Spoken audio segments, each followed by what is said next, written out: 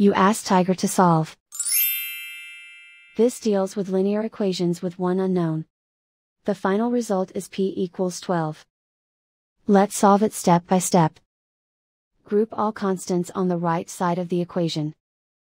Add 2 to both sides. Simplify the arithmetic.